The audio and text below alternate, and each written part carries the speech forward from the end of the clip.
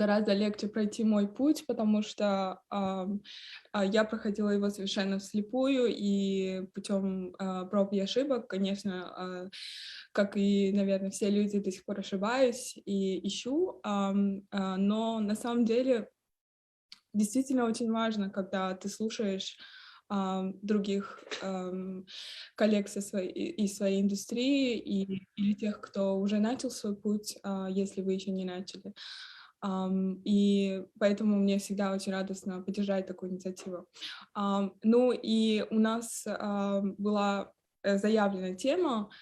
ам, Я так думаю, потому что надо было заявить тему в рамках, да, программы и какого-то направления для того, чтобы было понятно, о чем мы будем говорить. Но на самом деле разработка проекта документального кино, разработка, в принципе, проекта кино — это, я считаю, вещь, которую невозможно научить.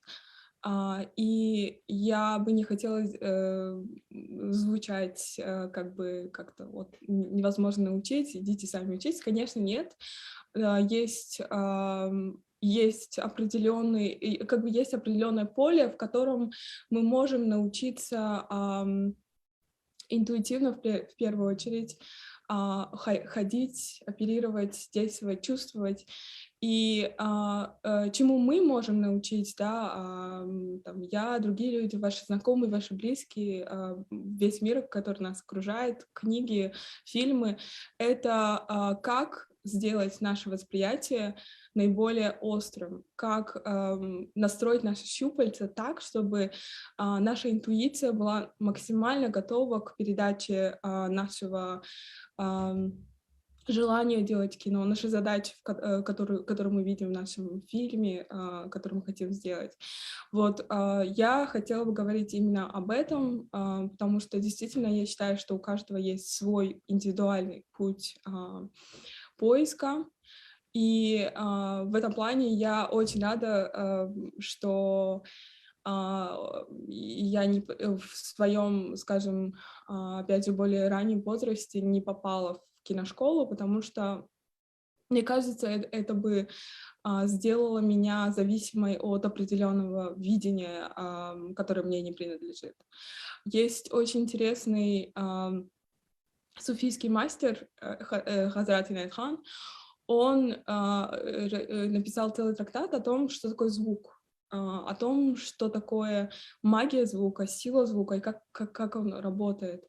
И вот Хазрат Инайят Хан, он писал о том, что, к сожалению, скажем, мир глобализации, глобальная культура, они испортили очень много талантливых людей, убивая голос, потому что всех учат, как надо петь. Есть определенные школы, да, музыкальные школы, где разрабатывают голос, потом начинается, скажем, работа в индустрии, да, пишут песни специально для исполнителя, точнее, не специально для исполнителя, просто пишутся песни, потом подбирается исполнитель, и он поет. Но на самом деле, согласно ему, это убивает уникальный голос человека, потому что голос, согласно суфийской традиции, вот, которую он представляет, он в первую очередь нам дан, чтобы отражать тот уникальный мир, который в нас заложен, и как бы являться окном скажем, коммуникацию с миром посредством нашего голоса. И я думаю, что это очень применимо также и в творчестве, потому что у каждого из нас есть особое видение, особый мир. Меня видно сейчас? Потому что, по-моему, я пропала. Нет, вы не пропали, вас прекрасно Да? видно. Подожди, у меня экран черный. Ага, все хорошо. Вот, значит, да, и у каждого из нас есть совершенно абсолютно уникальный взгляд. У нас есть уникальная возможность создавать свое кино. И я мечтаю открыть киношколу в Центральной Азии, в Таджикистане, потому что мне, конечно, ближе Таджикистан. И вот киношкола, которая будет как бы называться не школа, да, то есть там, где мы не учимся, как делать кино, а там, где мы учимся, как думать, то есть точнее, не как думать, а учимся думать, учимся вот этим вот обострению наших сенсорных качеств и возможностей. И почему это важно понимать? Потому что у нас, к сожалению, я говорила это как раз недавно в лекции 180 градусов, для подкаста 180 градусов. Это таджикский подкаст о культуре. И у нас, к сожалению, есть такая проблема того, что на протяжении очень долгого времени, в советское время, мы делали под определенную, как бы определенный шаблон, исследовали, особенно в Центральной Азии и, в частности, в Таджикистане. И у нас таким образом как бы было убито авторское кино. Его как такового не существовало, при том, что, да, делали фильмы, и была очень развитая индустрия, несравнима с сейчас. Но вот авторское кино, почему мы мало слышим, да, там, о достижениях советской центральноазиатской киношколы, потому что вот этого авторского кино, оно не поощрялось, да. Есть, конечно, исключения, но, тем не менее, это такая тенденция. И вот сейчас я думаю, что у нас есть шанс наконец-то развивать наше авторское кино, и мы, вот все кинематографисты, которые сегодня занимаются они работают в киноиндустрии, мы пытаемся передать наш опыт и так далее. Нам очень важно всем сейчас заняться тем, чтобы мы не испортили вот этих инициативных людей, ребят, девушек, которые хотят делать кино, которые хотят рефлексировать с реальностью и не говорить, как надо, как не надо и так далее. Я надеюсь, что я не ломаю вашу программу, потому что наверняка, да, у вас есть какие-то модули, но вот как раз о чем я сегодня буду говорить, о том, как делается, да, это хорошо знать опыт других, очень важно это знать, очень важно смотреть фильмы, очень важно читать литературу по кинодраматургии и так далее, но важно помнить, что мы в плане прохождения опыта кинодокументалиста в первую очередь индивидуальные как бы фигуры, да, на этом поле, и наша задача — это вот этот индивидуальный путь. Конечно, есть другое документальное кино, есть документальное кино, которое в первую очередь ставит собой задачу, допустим, передачи, скажем, образовательной информации, да, есть какой-то формат телевизионный. Это вполне нормально, это тоже кино, но у него как бы совсем другие задачи. Сегодня мы говорим больше об авторском кино. Кино, которое передает определенный авторский замысел и документирует реальность, но все равно пропускает ее через фильтр автора. Вот этого, конечно, во многих, не скажу, что во всех, но во многих, по крайней мере, наших ТВ-фильмах, на нашем пространстве постсоветском не хватает, да, и, видимо, такая задача не стоит, хотя она могла бы быть тоже, и это важно. И, конечно, я начну с того, что вообще такое кино для меня, в первую очередь, да, потому что я передаю свой опыт, у вас может быть совершенно другая позиция. В кино кино, в общем-то, это пространство, в котором мы работаем с дистанцией. Мы работаем с дистанцией, мы работаем со временем. И в этом заключается удивительная магия кино, что кино отличается от фотографии, кино отличается от других видов искусства в том, что в нем все время движется время, оно движется линейно. Даже если это не линейная драматургия, мы все равно воспринимаем кино линейно. И вот здесь есть хороший, например, пример, как работает со временем. Просто это настолько наглядно. Сергей Лазница, режиссер, который работает только с архивами, по крайней мере, в последнее время. И он выстраивает линейное время даже в то время, как, например, события проходят в одно время. То есть, скажем, у него есть замечательный фильм «Государственные похороны» про то, как хоронили Сталина в 1953 году. Это все архивный материал. И фильм начинается с того, как в разных советских республиках оглашают тот факт, что Сталин умер. И это все время, то есть есть мегафон, да, и он транслирует эту информацию, и в разных совершенно республиках, там есть и Таджикистан, там есть и российские глубинки, и много-много разных регионов советского пространства, Москва, Ленинград, и, значит, транслирует мегафон, и в разных республиках люди воспринимают это по-разному, слушают и так далее, но факт в том, что это все происходит в один и тот же момент. Но Сергей Лазницев выстраивает линию, он выстраивает линейно совершенно другое восприятие пространства-времени. Вот я хотела бы призвать вас обратить на это внимание, как каждый режиссер в любом фильме работает со временем. Кому-то, конечно, удается это лучше, я имею в виду в плане обращения работы с временем в пользу драматургии фильма.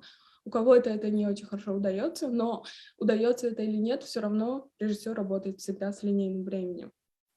И это важно понимать, потому что если время движется линейно, то наше восприятие, скажем, восприятие реальности, наш контакт с реальностью происходит с дистанцией.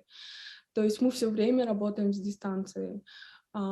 Насколько мы дистанцируемся от реального мира и потом, как бы рефлексируя, переносим его на кинополотно, вот в это линейное время. И вот это как бы такое трехмерное пространство возникает, в котором между дистанцией и вот в промежутке между нами и линейным временем, вот в этой самой дистанции рождается магия кино. То есть мы создаем некий смысл. И каждый режиссер, конечно, работает здесь по-разному. Есть в документальном кино совершенно разные направления, да, сейчас их очень-очень много, это заслуживает отдельной темы, но, в общем-то, есть как бы два таких очень больших направления. Это Cinema Verite, который вот как раз, когда говорила, была замечательная лекция Марины Разбежкиной, да, это Cinema Verite. Это кино, в котором человек, как режиссер, является как бы мухой на стене, да, как называется, есть такой термин в английском, fly on the wall. То есть, как говорила Марина Разбежкина, да, мы не двигаем героем, мы не работаем никак с пространством с точки зрения его изменения, деконструкции, мы все время работаем со своим вот этим перемещением, мы подстраиваемся, нас как бы не существует.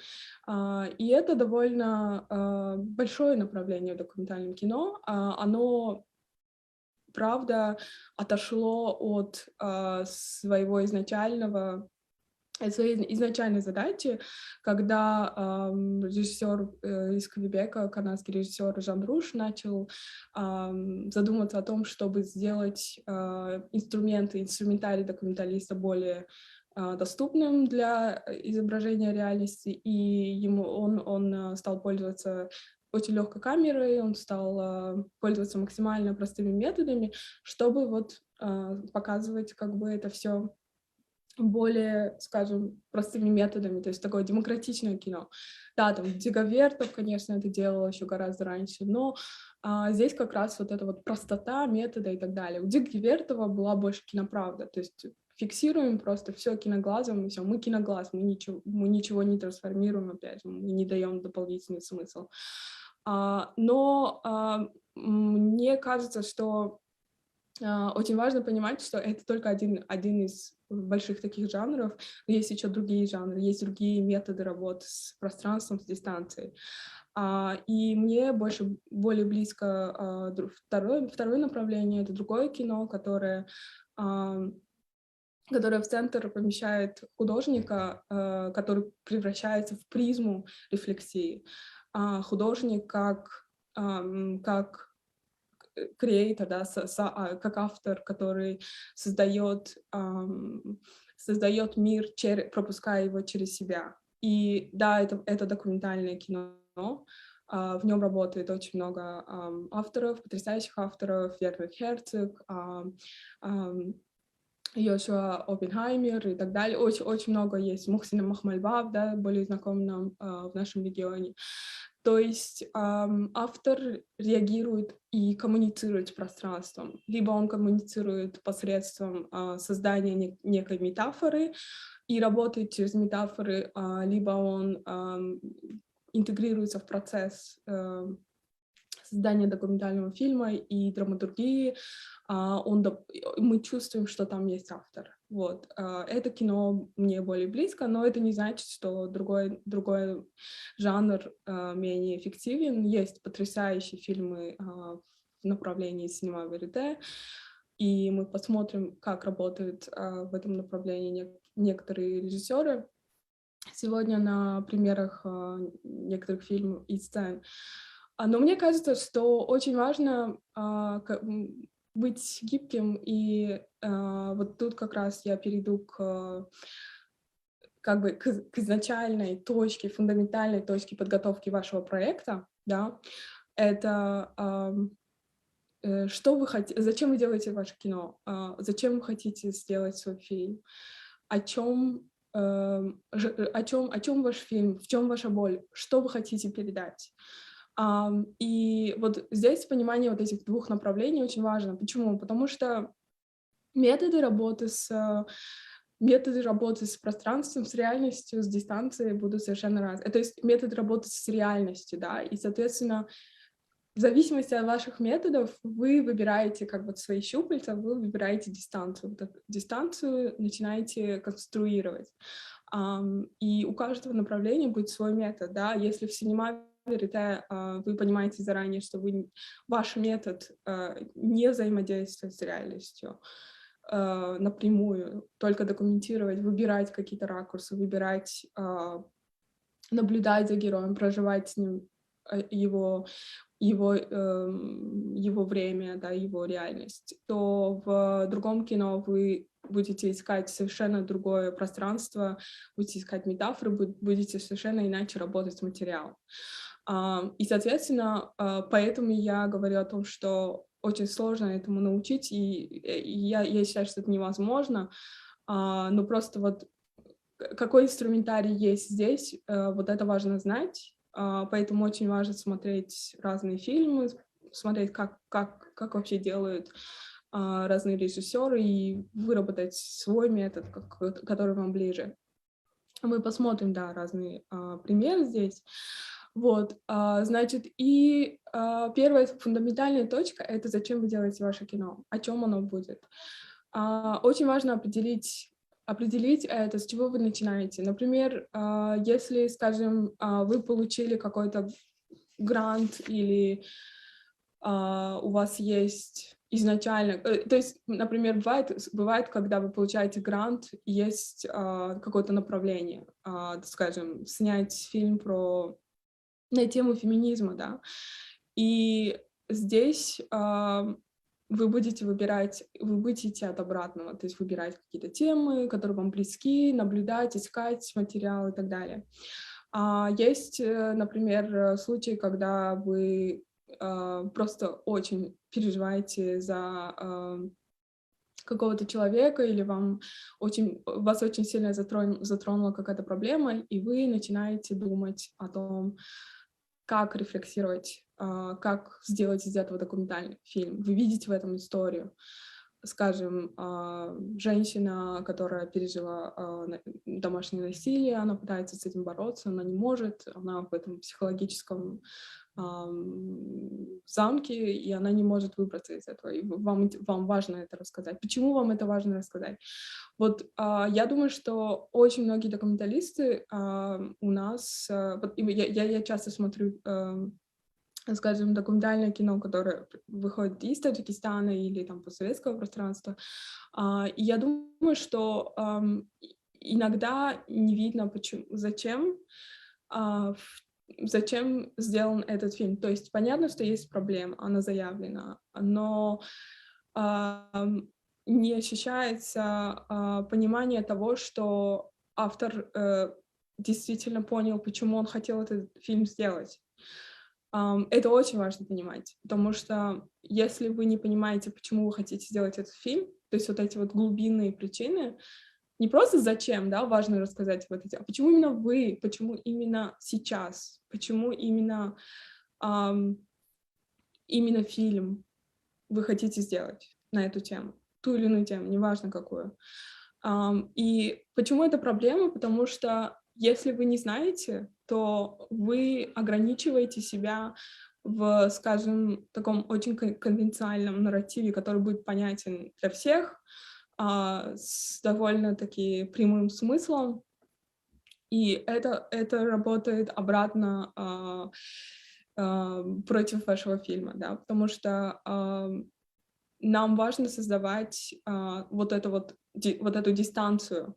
А, и как раз-таки в дистанции заложены все компоненты, которые позволяют нам а, не напрямую воздействовать на зрителя, но дать ему возможность самому думать, как бы заниматься возбуждением мыслительного и сенсорного процесса внутри человека, внутри зрителя.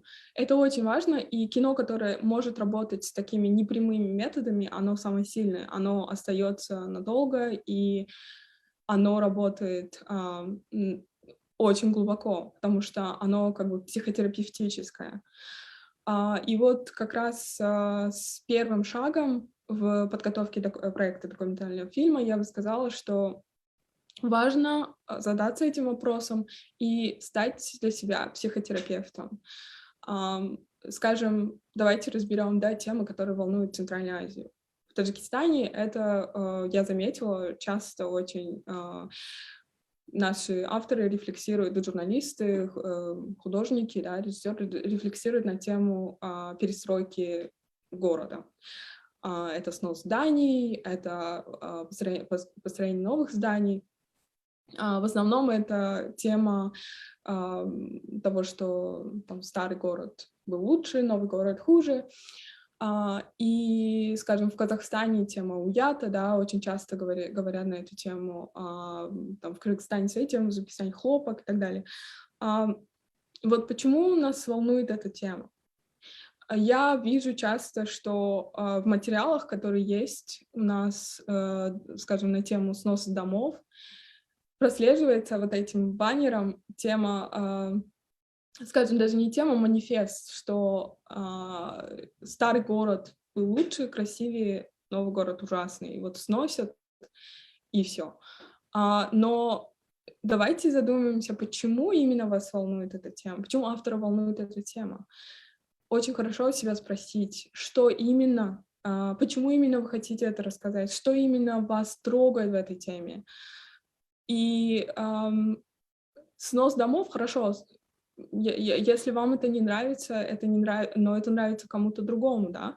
То есть, скажем, вам не нравится облик новых зданий, но облик новых зданий нравится другой части населения. И это факт, да. То есть, насколько вы имеете право говорить об этом, что это несправедливо, да, если это тема несправедливости. Значит, дальше мы копаем, ищем и находим, что вас интересует факт того, что кто-то утратил свой дом и больше не узнает свой город. И вы тоже чувствуете точно так же, да. Потому что мы всегда делаем кино про самих себя в первую очередь, даже если мы ищем героев. То есть вы тоже чувствуете, что вы утратили свой дом, вы не узнаете ваш город и так далее. Но давайте посмотрим на это с другой стороны. Приезжает очень много других людей или вырастает молодое поколение, которому нравится новый город, которое хочет, чтобы сносили здания, и хочет, чтобы строили новые современные здания. Их мнение тоже важно. И тут мы, если мы будем копать глубже, мы увидим, что на поверхности всплывает самая глубокая ваша задача или то, что вас волнует, ваша боль — это утрата своего города, то есть своей памяти. Утрата памяти, которая лично вас, скажем, сформировала, утрата каких-то воспоминаний, к которым вы хотите возвращаться. И вот это главная тема, которая вас волнует в вопросе сноса зданий.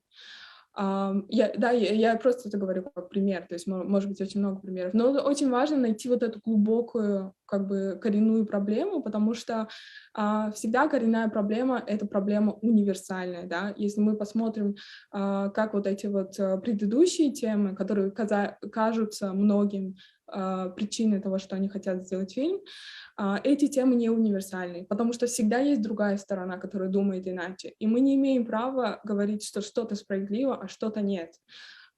И вот как раз вот эта дистанция, она позволяет нам выстроить совершенно универсальное пространство, когда мы понимаем, какая глубинная тема нашего исследования, нашей рефлексии, да. Вот. И я думаю, что вот эта психотерапия — это то, с чего важно начать, да, первое. Когда мы знаем, в чем глубинная причина создания нами фильма, мы начинаем переходить к следующему этапу — это форма. Какую форму мы хотим придать нашему кино? И опять же, да, форм может быть просто огромное количество. Вы можете придумать свою новую форму, экспериментировать с тем, что уже есть, или с новым.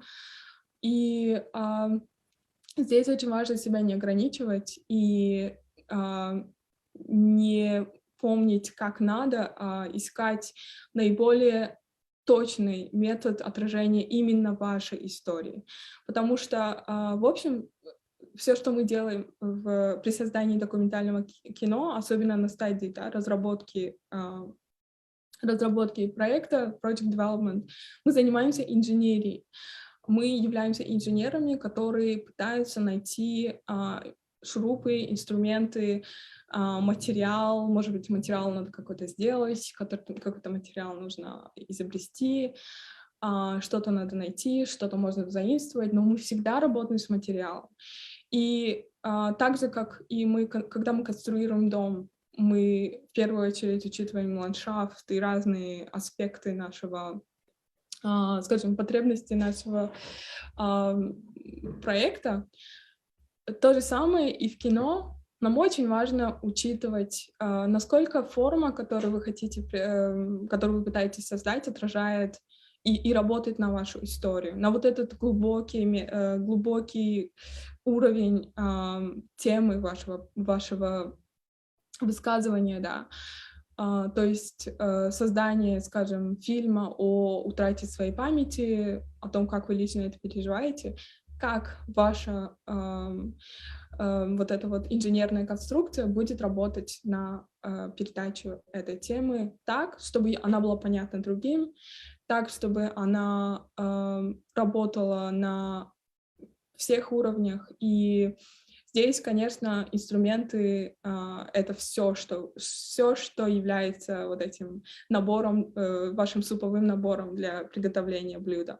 Это звук, это изображение, это движение камеры, это ракурсы, которые вы выбираете, это герои, с которыми вы работаете, это монтаж, ритм монтажа, это локации, может быть, это закадровый голос, это интервью или отсутствие интервью и так далее, и так далее. Это даже шрифты, да, иногда и открывающие титры. Например, раньше открывающие титры были одним из элементов драматургии, они как бы останавливали зрителя, когда зритель приходил в зал. Если вы обратите внимание, когда начинается фильм и дают титры, зритель как бы останавливается и отвлекается от всех возможных факторов, которые там были сегодня в течение дня. И вот сейчас этого нет, сейчас кино обычно начинается сразу с первого кадра или там очень быстро. Раньше титры подготавливали, сценаристы писали титры, продумывая, как будет открывающий титр, там, не знаю, минуту, может быть, или 1,5 минуты, работать на настроение, как бы на настройку зрителя на последующий жанр фильма. Сейчас этого нет. Но вот это один из примеров, как вот эти элементы работают на storytelling, да. Я думаю, это очень важно понимать. И очень хорошо, что мы здесь очень гибкие, да, мы можем долго думать, кино требует времени, оно очень время затратно, это важно понимать. И самое важное — настроить себя на то, чтобы найти правильные инструменты для работы с этим. И вот я хочу здесь показать один из интересных вопрос, да, по-моему, у кого-то рука поднята? Нет? Хуршид, он поднял руку еще в начале, мне кажется, это его старая рука. Хуршид, Окей. вам есть что сказать? Нет, кажется, это все-таки старая рука. Я хочу показать один из примеров, как работает в другом кино очень хороший режиссер. Один из очень успешных фильмов недавнего времени, многие, наверное, о нем слышали, это «Акт убийства». Фильм, который был как раз-таки сконструирован по методу вот другого кино, и в нем очень много элементов есть, в том числе и постановочных. Это неплохо, да, опять же, это просто другое кино, это не синема верте.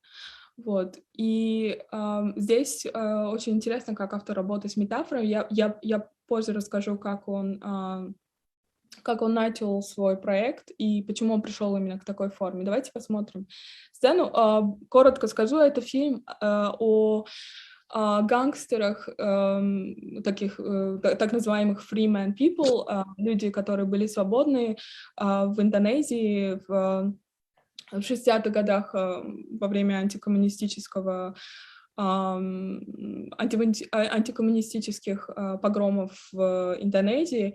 И вот эти гангстеры совершили очень много убийств, совершали убийства относительно коммунистов, зверские просто убийства, погромы. И Йошуа Оппенгеймер, он поехал в Индонезию, чтобы снять, как вот эти гангстеры сейчас живут в Индонезии и как они будут рефлексировать, увидев себя в качестве убийц, посмотрев на себя самих в собственных фильмах. То есть он создал обстоятельства, что эти гангстеры сделали фильм про самих себя. Они прям себя снимали, они были свободны в том, чтобы придумать свою личную историю, как показать свои вот действия в прошлом, пытки и так далее. Они вот очень открыто говорят о том, какие убийства они совершили, страшные убийства. И в конце они понимают, да, они понимают, что они совершили. Я не хочу давать спойлер. Давайте посмотрим, как здесь это работает. Сейчас.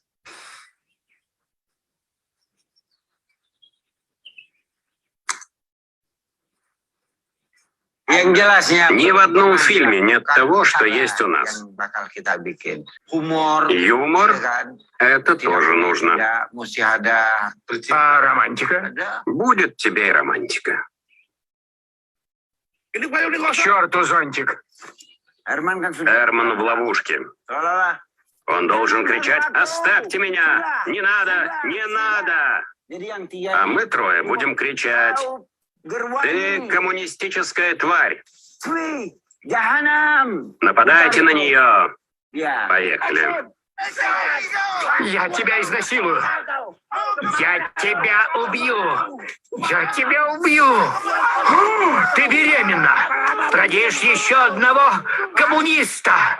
Я тебя убью.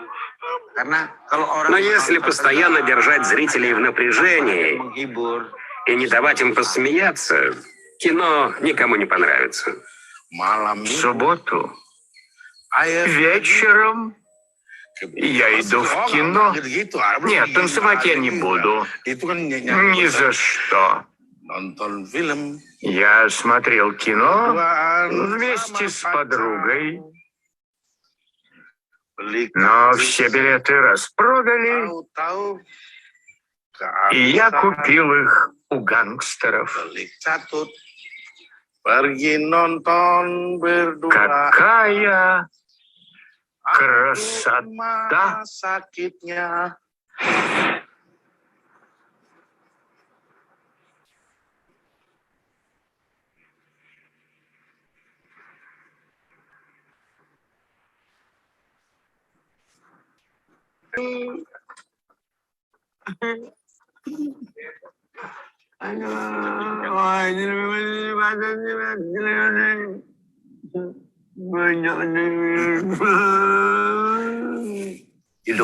Тебе надо еще нос подкрасить. Помнишь СОАТ? Хозяйственную технику. Чтобы распространять коммунизм, верно?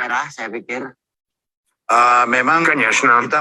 Мы хотели показать, что коммунисты – лучшая партия. Понятно. Почему вы призываете людей вступать в незаконную партию? Но тогда она была законной. Разве? До 1965 года, конечно.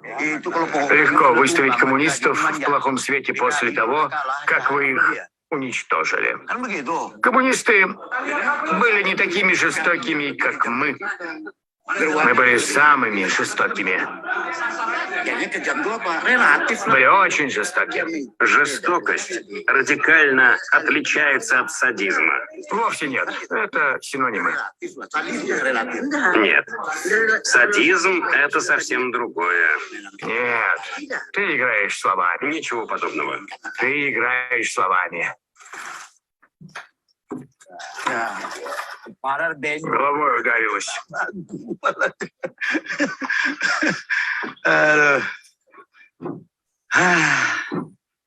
Иногда я думаю, если бы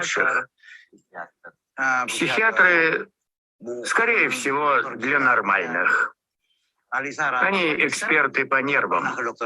Даже я был у невролога. У меня был инсульт. Понимаешь, твои кошмары – это всего лишь нервное расстройство. Давай, попробуй.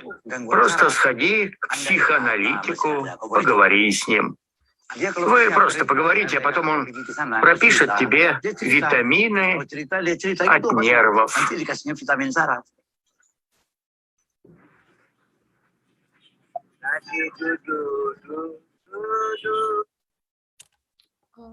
Так.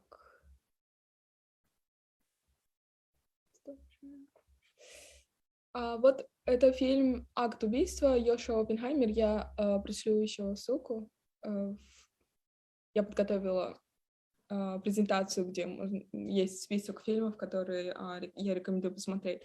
Это один из таких довольно успешных фильмов. По-моему, он получил «Оскар». Это документальное кино. Видите, иногда мы не знаем, где там документальность. На самом деле этот фильм полностью документальный. Единственное, что сделал автор, он обратился к этим гангстерам, то есть люди, которых мы видим, это убийцы, которые совершили страшные преступления против человечества, да, и автор дал им задачу, он пришел к ним и сказал, что вы можете сделать кино. Вы можете сделать кино про самих себя, про то, как вы убивали, как вы боролись с коммунизмом, и герои не понимали, насколько это будет сложным таким психотерапевтическим актом, потому что гангстеры, вот эти люди, они просто возведены в культ героев в Индонезии сейчас.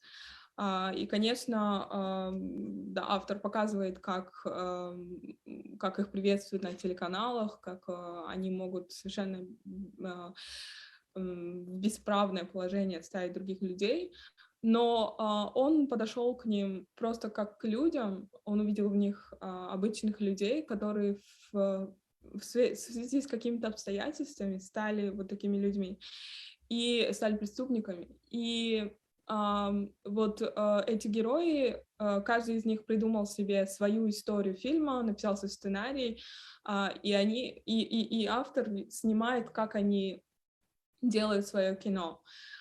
И каждый из них показывает, они репетируют, показывают, как они убивали, вот это все в совершенно шуточном формате, как мы видим, они делают грим, они работают на киноплощадке профессиональной, там профессиональная группа, то есть такой большой проект, на самом деле, очень затратный, но факт в том, что вот в этой шуточной и, на первый взгляд, нелепой форме, с которой работает Йошуа Оппенгеймер, мы видим, как происходит трансформация героев, которые видят самих себя. И это просто невероятный метод, потому что позволить убийце посмотреть на самого себя и на самого себя вначале как на героя, потому что эти герои, они просто безумно рады, мы просто поражаемся, когда мы смотрим, как они не понимают, что то, что они совершили, это страшно. Но в процессе коммуникации, в процессе постановки, они сами играют все свои роли тоже, они играют своих жертв, то есть инсценировка полностью, как в киношколе, да, то есть там один оператор, один жертва, один режиссер, один ассистент режиссера, все это поставлено как в настоящей киношколе, когда там все участвуют в проектах друг друга. И тут, получается, возникает вот эта вот дистанция, в которой возникает другой смысл, другое пространство, которое как бы автор не закладывает напрямую, он формирует некое пространство, в котором мы начинаем чувствовать и видеть то, что в фильме неявно показано. Например, как эти герои они задумываются о том, что что-то там не так. И мы это видим по мимике, мы видим по тому, как они реагируют. Мы чувствуем, что происходит трансформация, и мы чувствуем это в каких-то невербальных вопросах. Также мы чувствуем это в беседах, когда они вот говорят, да, о том, что да, у меня вообще-то кошмары, и я там должен пойти к психотерапевту. То есть вот этот смысл, как бы надсмысл, он формируется автоматически, он формируется естественным способом. В то время как если бы автор сказал, что да, вот эти герои теперь понимают, что с ними происходит, или они плохие, или они хорошие, нет никакой оценки, нет никакого суждения. Есть констатация факта, есть наблюдение, здесь тоже, да, элемент наблюдения, но в то же время создан вот этот, как называется в английском, в драматургии inciting incident, что меняет героев. Есть вот это вот инициированное автором пространство, и здесь нужен автор. Здесь невозможно создать это посредством исключительно наблюдения, которое предоставляет, например, кино «Синема Верите», да, когда мы как бы как муха на стене, и мы просто документируем, и все, мы никак не взаимодействуем. В данном случае есть автор, у него есть своя метафора, у него есть своя задумка, и он начинает работать с вот этим inciting incident. Я думаю, что это очень интересно, потому что это как раз другое кино, в котором автор — это философ в первую очередь. И вот для такого кино, конечно, нужен совсем другой метод работы с материалом, В первую очередь надо глубоко понимать, как вы видите свою историю и мыслить сценами. Не просто, что есть такая проблема, есть такая тема, и я хочу снять про этот фильм, неважно как. Но мыслить сценами и найти метафору, которая будет как бы одним из ключевых вот этой линии этого фильма. Например, в фильме Act of Killing есть метафора, вот эта вот рыба и танцующие девушки, на которых смотрит вот один из убийц, и эта рыба, она какая-то метафизическая, она как будто из другого мира, она огромная, она страшная, и рядом с ней вот эти танцующие в явно китчевом гриме девушки, да. Есть очень сильная метафора. И не так, что эта метафора заявлена, вот вам берите, она совершенно незаметна, но она как бы являлась одним из триггеров того, процесса, который имел автор при создании этого фильма. Вот, и этот автор как раз мыслит сценами. Я очень советую посмотреть этот фильм. К сожалению, здесь была ужасная озвучка, но вот на русском языке нашла, к сожалению, только такой вариант, но как бы он доступен в Ютубе, да. И вот поэтому в каждом фильме есть свой метод поиска ваших инженерных инструментов. Вот первое, да, я просто пронумерую, это пропускать через себя. Пропускать через себя, дать теме побродить внутри вас, ходить, очень помогает, очень многие сценаристы советуют ходить, выработать какую-то свою дисциплину, например, я не знаю, каждый день найдите свой самый продуктивный творческий период, может быть, это таймслот, да, в 2 часа дня. Выходите на улицу и ходите полчаса, слушайте вашу любимую музыку, наблюдайте. Когда вы ходите, всегда возникает какое-то воображение, возбуждается наше восприятие реальности, и очень хорошо работает мозг. Как я сказала, да, поискать метафору, это очень советует также сценарист Пол Шредер. Метафора должна быть не прямой, но работать на вашу историю. Беседовать с людьми, потенциальными героями, это тоже очень важно, если они у вас есть. Как только они у вас появились, было бы хорошо с ними беседовать, если это не противоречит вашему методу, конечно. И очень важно здесь не превращать интервью в интервью. Да, самый лучший интервью — это беседы.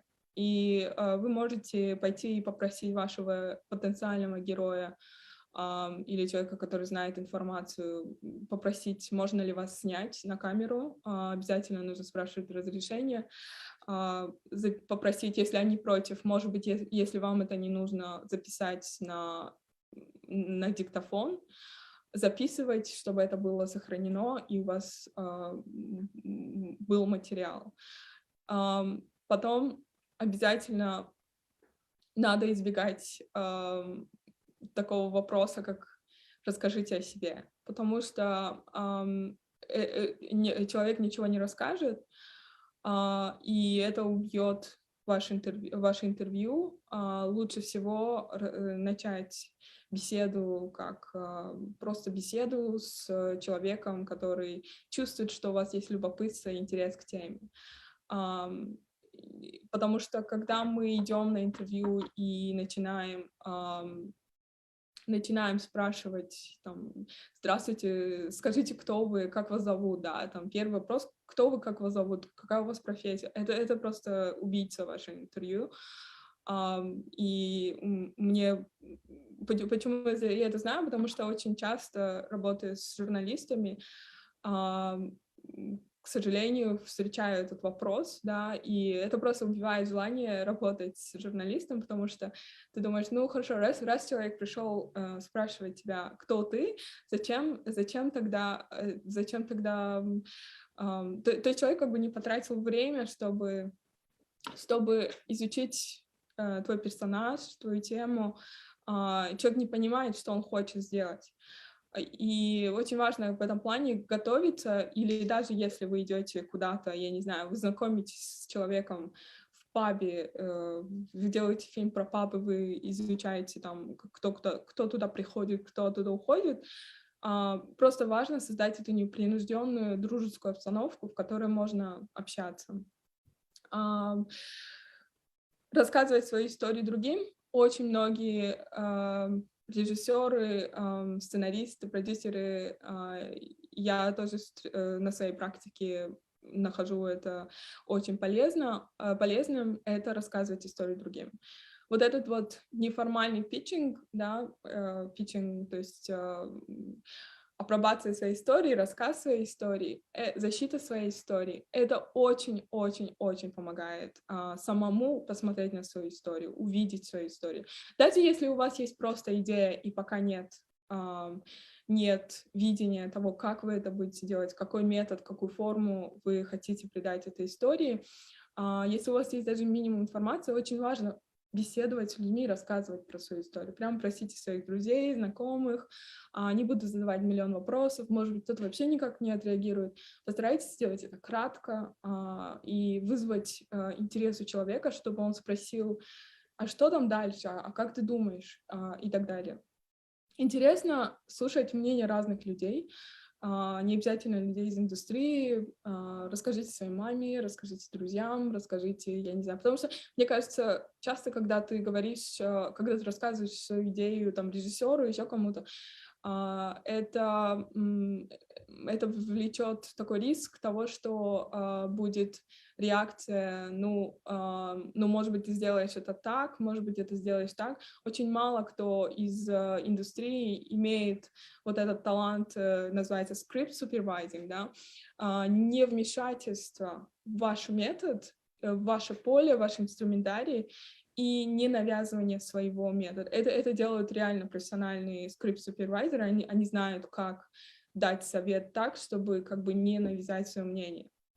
Это действительно профессия, это очень важная профессия, но поэтому я бы советовала рассказывать просто, да, другим людям, которые не занимаются никак, не вовлечены в индустрию. Есть, да, метод наблюдения проживания с героями на локации, где вы хотите снимать. Если вы примерно поняли, что вот этот вот, скорее всего, герой, побудьте вокруг, проведите какое-то время с этим героем, если это метод наблюдения, допустим. Если это синема верите, да, если вы собираетесь просто снимать героя, документировать его жизнь и потом искать что-то там в процессе съемки или на монтаже. В этом плане, конечно, надо идти и проводить время с героем. Как можно больше проводить время с героем, когда герой курит, когда герой общается с кем-то, когда герой иногда даже спит, да, то есть там жить вместе в одном доме, где-то там попросить возможность такой. Конечно, важно здесь постепенно входить в пространство героя, чтобы герой привык к вам и не вызывать антиципацию, то есть не испортить контакт с героем, навязываясь. Есть очень интересный метод, который рассказывал режиссер, сейчас я забыла, у него такое сложное имя. В общем, да, Мэтью Хейман, он снимал потрясающие просто фильмы, он военный режиссер, документалист, и не только документалист. И он снимал фильм в Афганистане, он просто как бы, даже не в Афганистане, по-моему, в Сирии, в военном конфликте, он просто становился как бы прозрачным, да, это вот как раз метод мухи на стене, когда даже когда его герои реагировали, задавали ему вопрос, он просто не отвечал, он совершенно никак не реагировал. Но этот метод, например, не используют некоторые другие режиссеры Cinema Verite. То есть вам нужно найти вот этот ключ к вашему герою, который лучше его раскроет. А если вы чувствуете, что лучше с этим героем не коммуницировать, потому что это мешает вашему процессу, лучше тогда использовать такой метод. Но каждый раз это будет разный метод. Например, мы посмотрим еще отрывок из фильма Ким Лонжинотто. Она снимает как раз тоже в методе Cinema Verite, но она не превращается в эту муху на стене. Она реагирует на нужды своих героев, она общается с ними, она позволяет им чувствовать камеру, и для нее этот метод очень важен. Для ее кино это работает, да, опять же, какой метод для вас. И съемка локаций тоже очень помогает. К сожалению, сейчас, так как у нас есть телефон, мы идем, фотографируем или просим наших друзей: можешь, пожалуйста, сфоткать вот эту локацию, я хочу посмотреть, работает она или нет. И я противник такого метода, потому что я считаю, что фотография, она существует в совершенно другом измерении, потому что движущееся изображение в кино, оно имеет совершенно другую текстуру, фактуру, материю и так далее. И вы можете увидеть просто очень красивое или красивое в плане эстетики вашего кино пространство на фотографии, но оно вообще не будет работать в кино, да. То есть как только вы принесете камеру и почувствуете, что там нет вот этой жизни, которая вам нужна, оно не будет работать.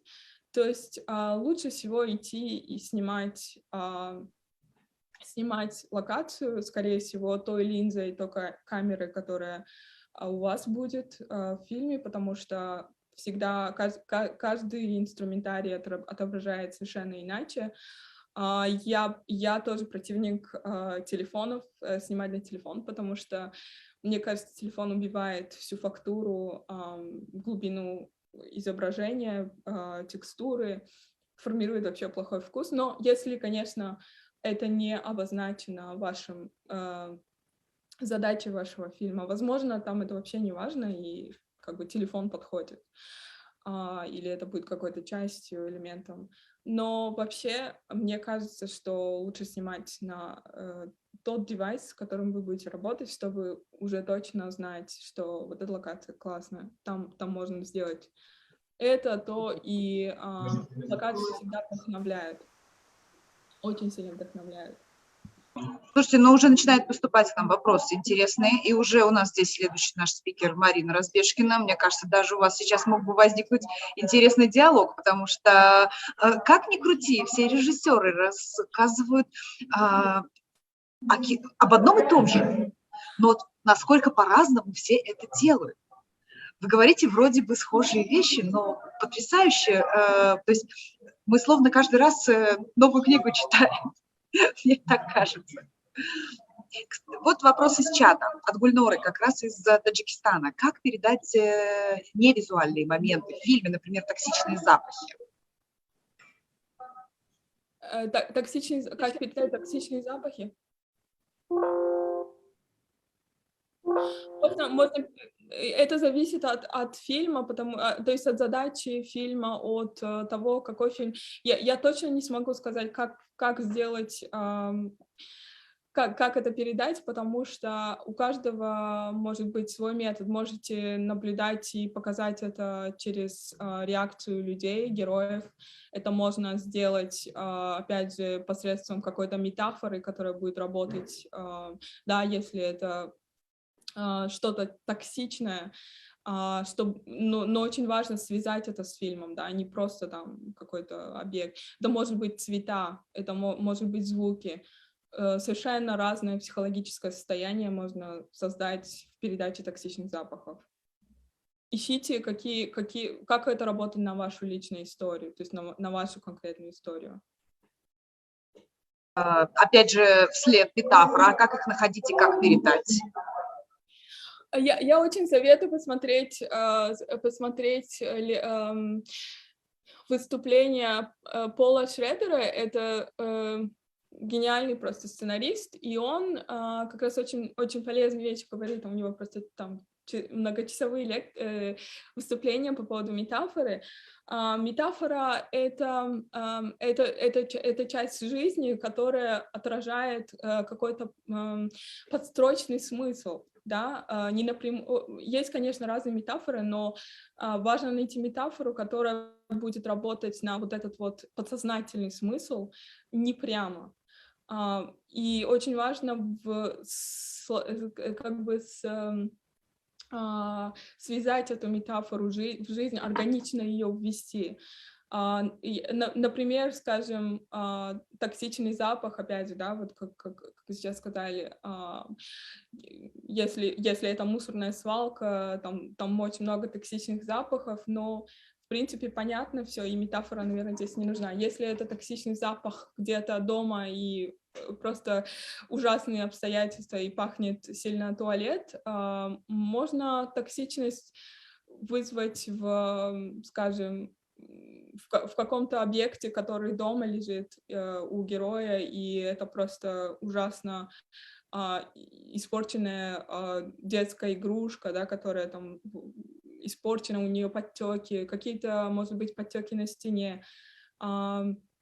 Создавать вот это состояние, и там может родиться гораздо больше метафор. То есть вот например, стены, обои с какими-то подтеками, это может быть метафора внутреннего тяжелого состояния героя, еще что-то. То есть огромное количество метафор. Наблюдаете, да, что влияет на психоэмоциональное состояние зрителя для передачи какой-то темы?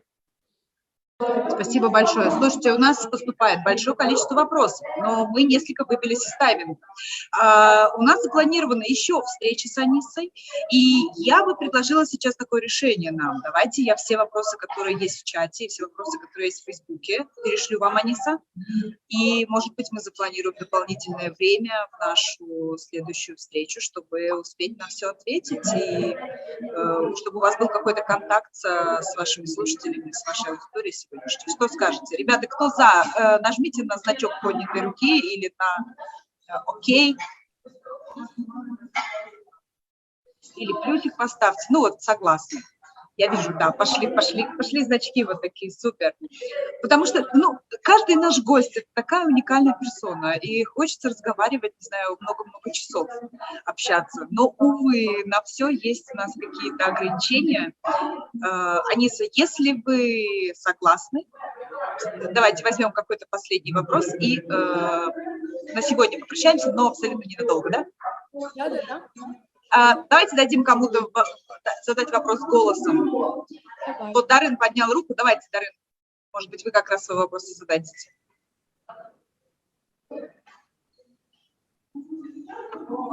Ну, видимо, все-таки не сегодня. Окей, все вопросы будут все-таки охвачены вниманием. С Анисой мы прощаемся совершенно ненадолго и обязательно скоро встретимся. И я приветствую здесь еще одну фигуру, еще одну нашу долгожданную гостью, которую мы очень-очень ждали. Тоже это вторая наша встреча сегодня.